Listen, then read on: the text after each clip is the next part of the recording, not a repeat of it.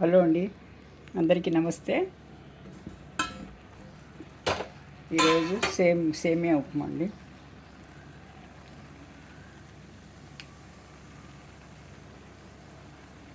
సేమియా ఉప్మా అండి. ఇది ఉల్లిపాయలు, పచ్చిమిరపకాయలు, కరివేపాకు, పోపు దినుసులు వేసి ముందుగా పోపు పెట్టిన తర్వాత బాగా ఉల్లిపాయలు వేసి దూరగా వేగిన తర్వాత సేమియాలు వేసి వేయించుకోవాలండి. ఒక 5 నిమిషాల వరకు సేమియాలు వేసి వేయించుకొని వేడి నీళ్ళు పెట్టి ఒక గ్లాసు, ఒక కప్పు సేమియాకు 1 కప్పు నీళ్ళు అనమాట. వేడి నీళ్ళు వేయాలి, చన్నీళ్ళు వేయకూడదు. వేస్తే ఇక్కడ అవి ఇది పెట్టామంటే ఆరబెట్టామంటే ఇలా వస్తుంది సేమియాలు. చివరి దింపే ముందు కొత్తిమీర చల్లుకోవాలండి. కొత్తిమీర చల్లుకోవాలి. ఇది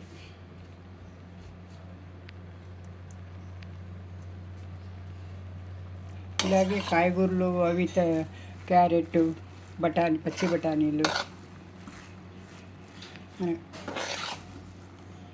ఇష్టమైన కాయగూరలు తరుక్కొని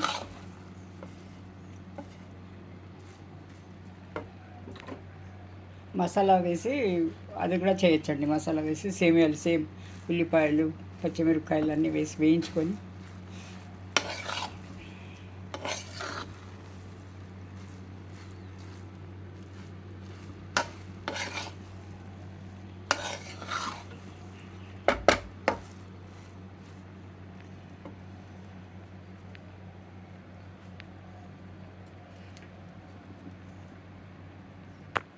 అల్లం వెల్లుల్లి పేస్ట్ వేసి వేయించుకొని తర్వాత ఉల్లిపాయలు అవి ఎర్రగా వేగిన తర్వాత ఒక టమాటా, మనం వేసిన తరిగిన కాయగూరలన్నీ, బఠానీలు, క్యారెట్, క్యాప్సికమ్, ఇలా ఏదైనా సరే కావాల్సిన తరుక్కొని అది వేగిన తర్వాత ఈ సేమియాలు వేసి వేయించుకోవాలండి. ఇలాగే వేయించుకొని వేడి నీళ్ళు వేసుకొని ఇలా దంపు చేసుకోవాలన్నమాట.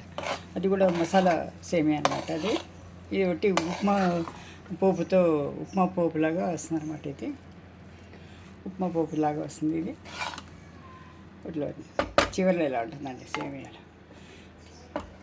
ఆ మసాలా సేమియాల్లో కోడిగుడ్డు లాస్ట్లో పగలగొట్టి చివరిలో వేసుకోవచ్చండి. కోడిగుడ్డు సపరేట్గా కలపకుండా సపరేట్గా వేసుకొని ఆవిరి పెట్టామంటే ఒక 2 నిమిషాలు చక్కగా తయారవుతాయండి మసాలా సేమియాలు. ఇది వచ్చి ఉప్మా సేమియాలు అనమాట. ఇది సింపుల్ అనమాట. మసాలా ఏం లేకుండా ఒకటి పోపు దినుసులు, పచ్చిమిరపకాయలు, ఉల్లిపాయలు వేసి వేగిన తర్వాత సేమియాలు వేసి వేయించుకొని తర్వాత సేమియా ఒక 5 నిమిషాలు వేగాలండి.